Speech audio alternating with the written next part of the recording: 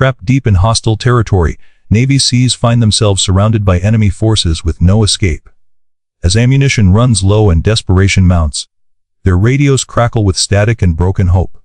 Amid rising panic, someone whispers, "There's no way out." Just when defeat seems certain, a single, precise shot echoes from the distant ridge, from a sniper they never knew was watching. A man once dismissed, now unseen but deadly. A ghost from the mountains. And everything changes. Before we dive in, where are you watching from today? Your comment helps this channel reach more people who value honor and sacrifice. And please subscribe. Not for numbers, but to make sure these stories of silent heroes are never forgotten. He felt the weight of the mountain long before the battle began. Captain Elias Ward, former Navy SEAL sniper, sat alone before dawn, high on the jagged edge of a range known to locals only as the Spine. The air was thin, tasting of steel and winter. Below him, somewhere in the valley, an American reconnaissance team moved through the darkness, unaware they'd been betrayed. Elias knew because he had been listening. Not to radios, not to orders, but to the land itself. He'd spent half his life in terrains like this, where silence killed faster than bullets. He had not worn a uniform in 3 years. To the world, he was a ghost. To the team below, he was just another forgotten veteran. And to the men hunting them, he was the mountain. The horizon cracked slowly, bleeding pale orange through the snow-capped ridges. He adjusted his rifle without looking, the way a pianist brushes keys by memory. It was an old weapon, marked by sand from Helmand and ash from Kosovo. His breathing was slow, almost too slow. Down in the valley, Team Delta, Echo 6, a 6-man U.S. Navy SEAL squad, advanced under the false safety of pre-dawn haze. Their mission was simple. Recover intercepted intel from a known insurgent courier. Intelligence had suggested minimal resistance, but the mountains never cared about numbers. At 05:41, the first crack of a rifle broke the morning. Not Elias's. The team froze. Someone whispered, "Multiple angles!" Another voice cut across the radio, tight but controlled. "Contact left, 120 meters. Then everything dissolved into chaos. Rocks exploded under fire. Dust kicked up like storm clouds. The SEALs were pinned, cut off from higher terrain, and surrounded by enemy fighters closing in from 3 converging ridges. The one phrase that every operator dreads echoed through the comms. "We're surrounded." It was not fear, it was fact. Who is Elias Ward? Once, years ago, Elias had been among them. A legend with a rifle, the type of man operators whispered about when missions turned impossible. But survival comes at a price. He lost 5 men in a clash that was never admitted to the public. No medals had come for that one. Only silence. His last recorded words as an active SEAL were spoken while staring at the folded flag handed to a 5-year-old girl. Honor should not be buried with our dead. And so he left. But a soldier may leave service. Service never leaves a soldier. 3 nights ago, he received a call from a sergeant he once trained, Kyle Reyes, leader of the team now pinned below. A casual check-in, a brief reunion. Elias remembered Kyle's voice, calm, respectful, carrying the quiet strength he used to see in mirrors. Kyle had asked, "You ever think about coming back?" Elias answered, "I never left. I just stopped wearing the colors." The call ended. Elias seldom watched the news, but he tracked weather and military movements through signals no one else listened to. So when the storm cleared last night and the insurgent radio chatter began, he understood. This mission was a setup. The SEALs were now stuck in what locals call the mouth of the wolf, natural V-shaped terrain. No cover. Every exit was jagged, uneven, and exposed. Kyle Reyes scanned with binoculars. His breath caught. The enemy had numbers, elevation, and line of sight. The team only had what they carried. He didn't say panic, but his men heard it. "Recharge comms. Any allied unit within range." "Negative. Tell HQ we're engaged." "I already did. They're tracking. Nearest support ETA 30, 6 minutes. 36 minutes. Kyle repeated softly. They didn't have 5.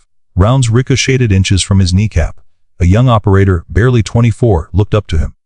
The kind of look someone gives when they're realizing prayer may be quicker than orders. "Sir, what do we do?" Kyle swallowed. Sweat mixed with blood from a grazing wound across his left arm. He didn't answer immediately, because he was waiting. Not for backup, for a sign. Up on the ridge, Elias watched through a spotting scope. He didn't pray. He didn't hope. He measured distances and wind velocities. The enemy fighters were well positioned, nearly invisible between limestone and ice. More would arrive soon. His mental clock tracked their movement patterns, heartbeat steady as ever. He whispered, not into a radio, not to any man alive, but to the mountain itself. Keep them in shadow. I'll do the rest. His finger slid along the worn stock of his rifle. At that moment, he felt the same ache in his right shoulder. A tendon injury from an operation in Fallujah, and the memory of every life he couldn't save. But below him, 6 men fought. One of them was Kyle. He owed the mountain. He owed silence, but more than anything he owed them. I left the uniform. Elias breathed. Not the battlefield. He chambered his first round. Down below, Kyle heard the enemy war cry, a signal they were about to advance. He squeezed his radio, voice dry, and spoke to his men. Get ready to move Sector Bravo. On my mark. And then it happened. A single shot cut through the valley. It wasn't from the enemy. It dropped a hostile fighter instantly. The one commanding the forward assault team. Dead before he hit the snow. Every man in the valley froze. Kyle lifted his scope slowly where another fighter fell. No echo. No flash. Then another 3 bodies, 3 shots, 3 seconds. Kyle exhaled a word no one heard but everyone felt. Elias. He didn't ask for confirmation. He didn't need it. The hidden sniper had arrived. Elias Ward had been raised in a small rural town where fields stretched farther than dreams. His father was a mechanic, his mother a nurse. Values were simple. Work hard, say little, protect those who can't protect themselves. At 17, he enlisted. At 19, he was fighting in places not found on maps. At 27, he buried his best friend, Corporal Jose Nunes, after a rescue mission gone wrong. Jose's last words haunted him. Don't let this change you, brother, but it did. Elias hardened like the steel of his rifle. He rose to one of the most feared snipers in special operations. Precision was not about killing. It was about saving. But one winter mission, deep in enemy territory, technically illegal and officially non-existent, ended with 5 Americans dead. He spoke against the cover-up. The cost was exile from the ranks. Some honors are not awarded, he said when he turned in his insignia. They're carried. He moved to the mountains. Not to escape war, but to understand it.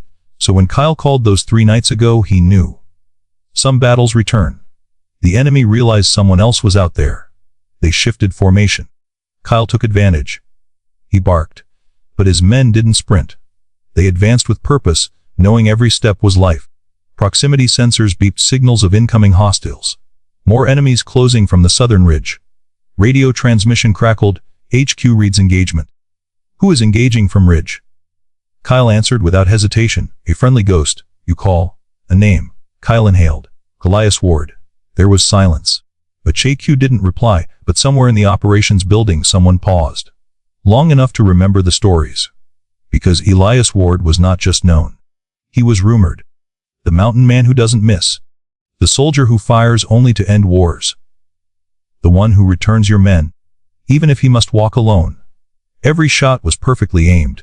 Every target neutralized with surgical precision. The SEALs advanced under his protection, moving toward rock cover. Then Kyle spotted something. A glint of steel reflecting sunlight from a distant ridge. The enemy had brought their own sniper. Just one. But a good one. Wind picked up.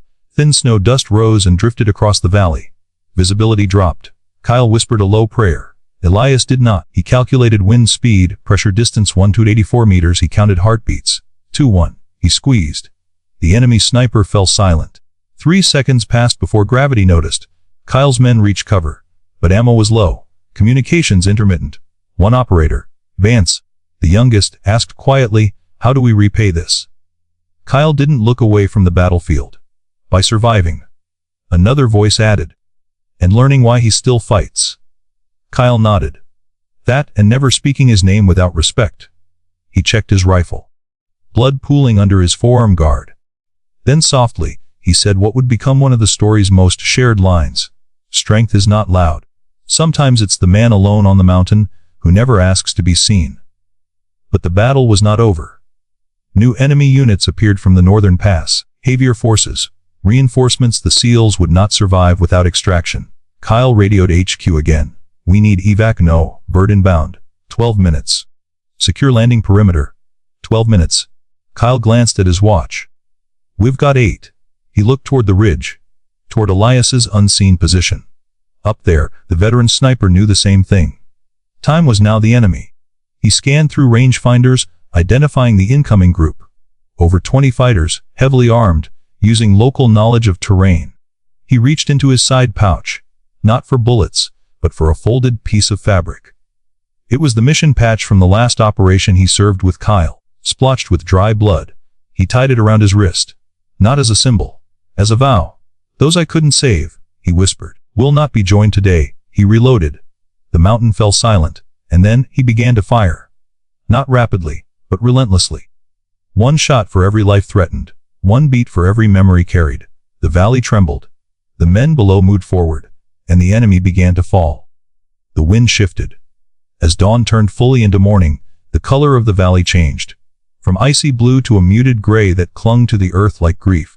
The air tasted like iron, the kind that lingers after blood touches snow. Elias Ward adjusted the sling of his rifle, slowing his breathing, though his pulse stayed steady. He was a man who long ago learned that fear did not belong in the heart. It belonged in the trigger finger, where it could sharpen rather than bind it. Below him, Team Delta, Echo 6 advanced with cautious precision. They no longer moved like prey. Elias had altered the rhythm of battle, and that was his greatest strength. He did not just fire into conflict, he rewrote it. They were still surrounded, but they were no longer alone. Kyle Reyes crouched behind a slanted rock formation. He could feel the sting of cold seeping through his fatigues, or maybe it was adrenaline loosening its grip. He watched as one of his men, Vance, shaking from shock, reloaded his last magazine. "We're gonna make it," Kyle said quietly. Vance looked up, searching his leader's eyes. "How do you know?" Kyle didn't point to tactics or training. He didn't recite probabilities. He looked up toward the ridgeline, to the place where only a whisper of silhouette existed between sky and stone. Because he's here. The arrival of reinforcements marked a new wave of enemy aggression. It was not just a gunfight anymore. It was a hunt. The enemy began pushing inward from the west and south simultaneously, attempting to flush the SEALs into kill zones. As bullets shredded bark and snow, Kyle spoke into his comms. "All units, tighten formation. We hold this ridge until extraction." The most leaders would command strength with volume. Kyle did so with restraint. He didn't shout. He didn't rush. He led like Elias, with silence that left no room for doubt. Elias's scope tracked a convoy narrowly weaving through the lower mountain passes. 3 trucks, personnel carriers modified for off-road. Reinforcements. Bigger than expected. He could take them out. But not fast enough. He needed to stall them, buying minutes so the extraction could succeed. He studied the terrain, saw an overhang in the ridge above the convoy. A pressure point. Natural fracture along a fault line. Fragile. He reached into his bag for an old signal marker, the kind outdated by current tactical standards. He set it on the ground, adjusted its angle, and fired a single round. The bullet traveled, struck the marker's casing, igniting a brief flare that climbed the sky like a dying phoenix. Kyle saw it. Vance spoke, confused. "Why light a flare?" Kyle didn't answer. But Elias had. The enemy convoy slowed, confused, assessing. That pause was all he needed. Elias shifted aim, fired at the natural fault. The overhang collapsed, unleashing a controlled avalanche of rock and soil that swept across the convoy's path, halting all advance without directly targeting the fighters. He didn't kill them. He neutralized their ability to hunt.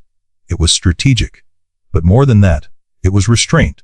Those who seek justice carry judgment carefully. He remembered José's last words, "Don't let this change you." And so he didn't. He paused, head lowering for a moment, letting the dust settle. Down below, the SEALs watched the mountainside shift. Vance stared, stunned. Did he just stop them without killing them? Kyle answered softly. "He fights for life more than death." Then added, almost to himself, "The dead don't need a hero. The living do." That line would later circle military networks quietly. Without names, without signatures, the way truth travels. The thumping approach of a Black Hawk helicopter cut the skyline. Extraction inbound. But the landing was still far from guaranteed. The clearing was too exposed. Elias kept firing, thinning stragglers. He spotted one fighter on a radio, desperate, calling for remaining units. He fired once, silenced. Kyle directed his team to flare smoke markers. Purple plumes spiraled. The helicopter descended. 30 seconds. The pilot transmitted. Enemy gunfire intensified. A last effort to prevent the escape. Kyle's team formed a defensive perimeter. Ammo dangerously low. Vance had 3 rounds. Miller had none. They prepared to fight with blades if necessary. All looked up the ridge. He was still firing, now moving, unheard, unseen, every shot intentional. Then, something unusual happened. Elias unshouldered his rifle, slung it across his back, and began descending the ridge, straight toward the firefight. Not as a sniper. As a man. He arrived in the lower valley as the team prepared for final evac. 2 enemy fighters emerged from behind a ravine, rushing toward Vance. Elias closed the gap faster than expected. At 43 years old, he still moved like a specter. He disarmed one opponent with brutal efficiency, a twist and a strike that brought him to the ground. The second aimed at Kyle. Elias didn't shoot. He stepped in front of the barrel. Time paused. Every man held breath. The fighter hesitated, surprised by the man in front of him. His calm, his directness. Elias looked him in the eyes. Not with anger. With resolve. The fighter lowered his weapon. Elias nodded. He let him walk away. That moment was not about victory. It was about ending cycles. A choice that most people never see in war. As the Black Hawk took final descent, a squad leader from an allied unit jumped down with med packs. "We need your sniper on the bird," he yelled. Kyle looked at Elias. Elias shook his head. "I'm not part of this operation," he replied. The squad leader frowned. "Sir, with respect, he just saved 6 American lives." Oh, Kyle walked toward Elias. "You saved more than that," he said. Elias lifted his gaze slowly. "There are things worth staying silent for," he replied, exhausted. "And some battles end better when no one remembers who fought them." Kyle stepped closer, his words carrying weight. "Then let me remember." That was one of the final lines that would be quoted long after. The helicopter rotor wash blasted ice across the valley. Elias stepped back, disappearing into swirling snow. Kyle called to him, voice low but fierce. "Elias." He stopped. "You walked away before when we needed you most." Elias turned. His eyes were tired, haunted, but steady. "I was not ready to carry more ghosts," he said. Kyle nodded. "Then carry this instead." He extended his hand, and in his palm rested a unit insignia patch. The same one Elias had worn years ago, the one Kyle kept all this time. Elias looked at it, almost refusing. Then, finally, he accepted. He didn't pin it, he held it, softly, like something fragile, something alive. One by one, the SEALs boarded the helicopter. Kyle was the last. He looked at Elias. "Come home," he said, not as an order, but an invitation. Elias didn't answer. The pilot called time. Kyle boarded. The hatch sealed. As the helicopter lifted, Kyle looked out the window. Elias stood alone among the rocks, coat whipping in the rotor gust. And then, he raised his hand to his temple. A single, silent salute, not to the men in the helicopter, to the ones they had lost, to those they still fought for, to those still unseen. 3 days later, a quiet report passed through military leadership channels. Operation successful. 6 operators extracted. 0 friendly casualties. Assistance provided by unidentified Allied marksmen. The file was classified, but not forgotten. Somewhere in a command center, a general asked, "Should we pursue ID?" Another replied, staring at the mountains through satellite view, "No. Some ghosts keep the living alive." A month later, at a small memorial event for war veterans at a remote mountain town, a young woman approached an unmarked grave. She laid a single white rose. Elias watched from a distance. He never approached. He simply whispered, "You're not forgotten," and walked away. Behind him stood Kyle Ray's hands clasped. He watched Elias disappear behind the tree line, and said softly to the wind, "A hero is not the one the world sees. A hero is the one who still hears the fallen, and answers." If this story reached you, if you felt something when that sniper raised his hand in silent salute, then remember, not all heroes wear medals. Some carry memories instead. And the loudest courage is often heard only by mountains. Where are you watching from? Have you ever met someone whose silence spoke louder than their words? Comment below. Share this story to honor the unnamed protectors. And subscribe so these stories of quiet strength and real sacrifice are never lost to time. Strength is not loud. Sometimes it's the man alone on the mountain who never asks to be seen. The dead don't need a hero. A hero is not the one the world sees. A hero is the one who still hears the fallen and answers. Thank you for honoring today's story. If you'd like another military narrative like this, different, deeper, maybe based on Navy medics, special forces friendships, or silent battlefield sacrifices, just say, tell me another. I'm here to bring them to life.